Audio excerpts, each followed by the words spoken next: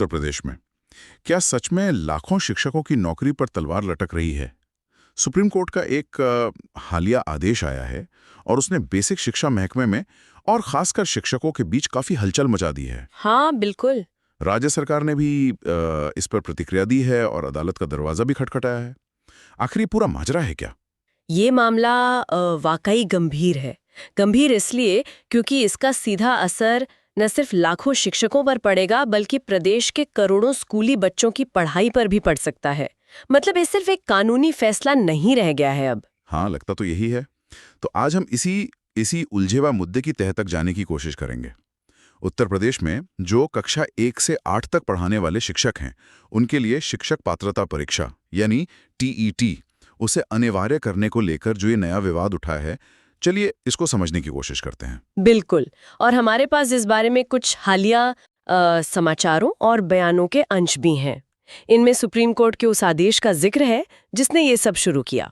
हाँ, साथ ही यूपी सरकार की प्रतिक्रिया क्या रही, मुख्यमंत्री जी ने क्या कहा है इस पर, और हाँ, शिक्षक संगठनों की तरफ से क्या चेतावनी आई है, ये सब भी शामिल है। ठीक है। तो इन स्रोतों के जरिए हमारा मकसद यही समझना होगा कि ये मुद्दा अचानक क्यों गर्मा गया। इसमें कौन कौन से पक्ष शामिल हैं, उनके अपने अपने तर्क क्या हैं, और सबसे जरूरी बात, जमीन पर इसका असर क्या पड़ सकता है और कितना। हाँ, कितना बड़ा असर। चलिए इस पूरी स्थिति का परत दर परत विश्लेषण करते हैं। जरूर। तो शुरुआत वहीं से करते हैं जहां से ये सारा बवंडर खड़ा हुआ, सुप्रीम कोर्ट का वो आदेश। हाँ, सबसे पहले उसी आदेश की बात करते हैं। ये 1 सितंबर का जो फैसला था जिसने इतनी चिंता पैदा कर दी, आखिर वो था क्या? देखिए, 1 सितंबर को सुप्रीम कोर्ट ने एक अहम आदेश जारी किया। इसके मुताबिक उत्तर प्रदेश में पहली कक्षा से लेकर 8वीं कक्षा तक पढ़ाने वाले सभी शिक्षकों के लिए, सभी? हाँ सभी, चाहे वो पहले से नियुक्त हों या भविष्य में हो, उनके लिए शिक्षक पात्रता परीक्षा यानी टीईटी उसको पास करना अनिवार्य कर दिया गया। सभी शिक्षकों के लिए मतलब जो शिक्षक कई सालों से पढ़ा रहे हैं उन पर भी ये फैसला लागू हो गया है।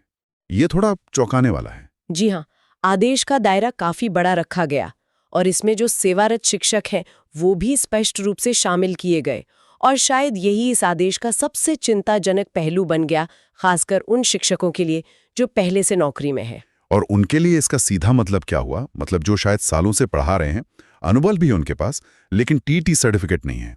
देखिए, आदेश की जो भाषा है उसका सीधा मतलब तो यही निकाला गया कि भाई जो शिक्षक टीईटी पास नहीं है उनकी नौकरी खतरे में पड़ सकती है या उन्हें सेवा से हटाया जा सकता है। अब जाहिर है इस खबर ने प्रदेश के लाखों शिक्षकों के बीच एक अनिश्चितता, एक गहरी चिंता का माहौल बना दिया। बिल्कुल। कई शिक्षक तो ऐसे हैं जो दशकों से पढ़ा रहे हैं, उनके पास अनुभव का खजाना है, लेकिन हो सकता है जब उनकी नियुक्ति हुई थी तब टीईटी अनिवार्य ही नहीं था। हाँ, ये भी है। या फिर उन्होंने बाद में इसे पास नहीं किया, तो उनके लिए ये बड़ी मुश्किल खड़ी हो गई। ये तो वाकई एक बड़ी मानवीय समस्या भी खड़ी हो जाती है। इतने साल की सेवा के बाद अचानक नौकरी जाने का डर, ये तो किसी को भी परेशान कर देगा। निश्चित रूप से। ये सिर्फ एक व्यक्ति की नौकरी का सवाल नहीं रहता ना, ये उनके पूरे परिवार पर असर डालता है, उनके भविष्य की योजनाओं पर, सब पर। सही बात है। और जब प्रभावित होने वाले लोगों की संख्या इतनी बड़ी हो, जैसा कि अनुमान लगाया जा रहा है, तो फिर ये एक सामाजिक और व्यवस्थागत मुद्दा बन जाता है।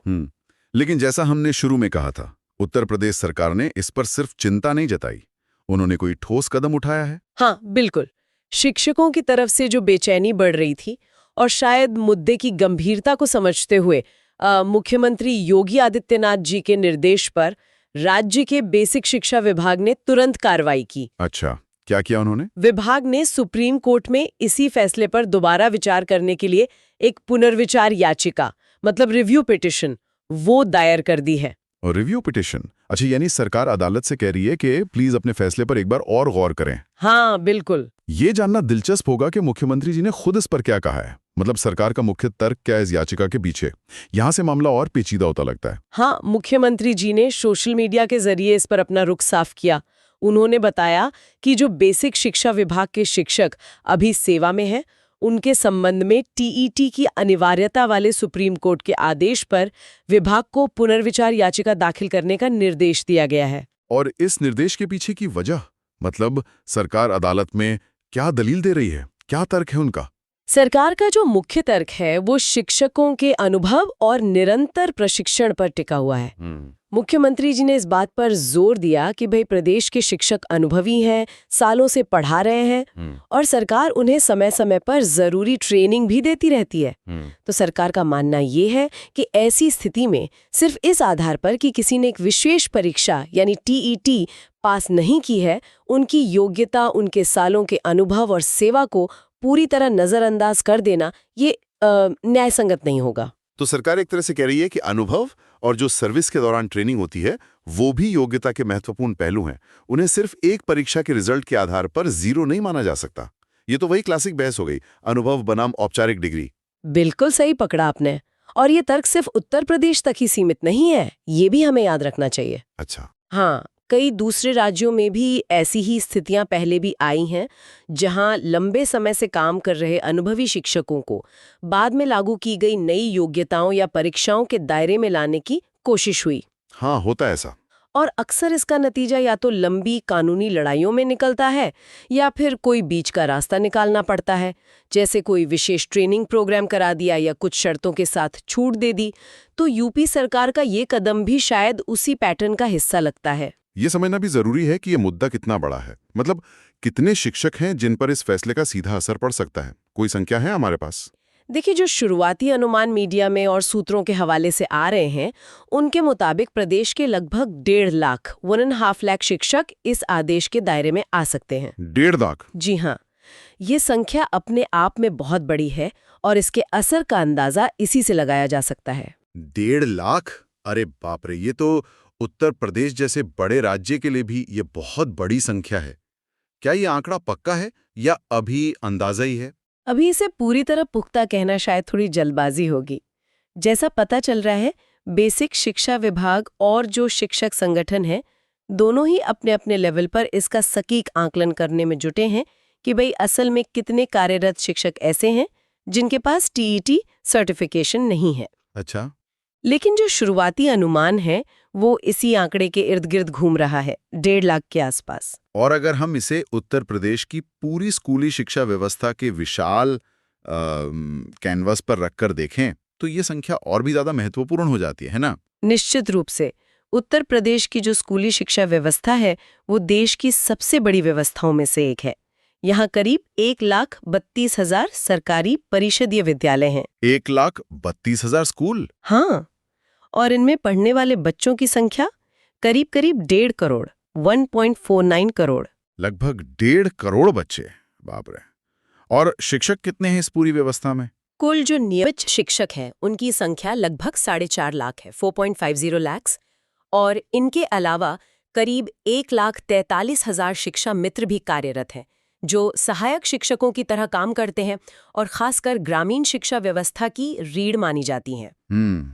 अब आप सोचिए, अगर इस 4.5 लाख के नियमित कैडर में से 1.5 लाख शिक्षक अचानक एक अनिश्चितता के भंवर में फंस जाएं, तो इसका असर कितना गहरा और दूरगामी हो सकता है। मतलब ये मामला सिर्फ उन 1.5 लाख शिक्षकों की नौकरी का नहीं है, ये तो सीधा सीधा उन 1.5 करोड़ बच्चों की पढ़ाई और स्कूलों के सामान्य कामकाज से भी जुड़ जाता है। बिल्कुल। आप सोचिए ना, इतनी बड़ी संख्या में शिक्षकों की कमी हो जाए या उनके मनोबल में गिरावट आए, उसका सीधा असर क्लासरूम पर पड़ेगा। स्कूलों का संचालन बाधित हो सकता है, पढ़ाई का स्तर प्रभावित हो सकता है। हाँ, जाहिर है। ये एक तरह का चेन रिएक्शन शुरू कर सकता है, जिसके केंद्र में भले ही शिक्षक हों, लेकिन असर तो बच्चों और पूरी शिक्षा व्यवस्था पर पड़ेगा। अच्छा, सरकार ने तो अदालत का रास्ता अपनाया है, रिव्यू पिटीशन डाल दी है, लेकिन शिक्षक खुद क्या सोच रहे हैं? उनके जो संगठन है वो इस पर क्या कह रहे हैं? उनका क्या रुख है? देखिए, शिक्षकों में तो इस फैसले को लेकर स्वाभाविक रूप से काफी गुस्सा भी है और चिंता भी। हाँ, होगा ही। उनके संगठन भी इस मुद्दे पर काफी मुखर हो गए हैं। खासतौर पर उत्तर प्रदेशीय प्राथमिक शिक्षक संघ, जो प्रदेश के प्राथमिक शिक्षकों का एक प्रमुख और बड़ा संगठन माना जाता है, उसने इस पर बहुत कड़ा रुख अपनाया है। हाँ, मैंने भी सुना। संघ के प्रदेश अध्यक्ष हैं डॉक्टर दिनेश चंद्र शर्मा। उनका नाम इस संदर्भ में बार बार आ रहा है। उन्होंने क्या कहा है? जी, डॉक्टर दिनेश चंद्र शर्मा ने इस मुद्दे पर सिर्फ चिंता नहीं जताई है, बल्कि एक तरह से सीधी चेतावनी जारी कर दी है। चेतावनी? हाँ, उन्होंने साफ शब्दों में कहा है कि अगर टीईटी की अनिवार्यता का ये फैसला वापस नहीं लिया गया तो शिक्षक संघ चुपचाप नहीं बैठेगा। अच्छा, चेतावनी किस तरह की, मतलब क्या करेंगे वो, कोई रणनीति बताई है? उन्होंने सीधे सीधे बड़े पैमाने पर आंदोलन की चेतावनी दी है। उनका कहना है कि अगर उनकी मांगें नहीं मानी जाती हैं, यानी ये अनिवार्यता वापस नहीं ली जाती, तो शिक्षक संघ देश की राजधानी दिल्ली में जाकर एक बड़ा आंदोलन करेगा। दिल्ली में आंदोलन? अच्छा, मतलब वो इस मुद्दे को राज्य की सीमा से निकालकर नेशनल लेवल पे ले जाना चाहते हैं। बिल्कुल। ये तो मामले को और गंभीर बना देता है। बिल्कुल, ये चेतावनी यही दिखाती है कि शिक्षक संगठन इसे सिर्फ एक कानूनी लड़ाई नहीं मान रहे हैं, वो इसे अपने सदस्यों के सम्मान, उनके भविष्य और शायद उनके सालों की सेवा के मूल्यांकन से जोड़कर देख रहे हैं। और दिल्ली में आंदोलन का मतलब है राष्ट्रीय मीडिया का ध्यान खींचना, केंद्र सरकार पर भी एक तरह का दबाव बनाना।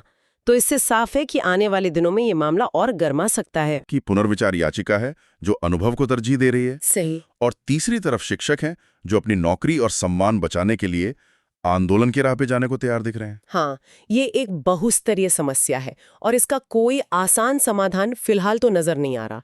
इसमें कानून भी है, नीति भी है, मानवीय पहलू भी है और शिक्षा की गुणवत्ता जैसे कई आयाम जोड़े हुए हैं। चलिए इस पूरी बातचीत से जो मुख्य बिंदु निकले हैं उनको एक बार फिर से देख लेते हैं संक्षेप में।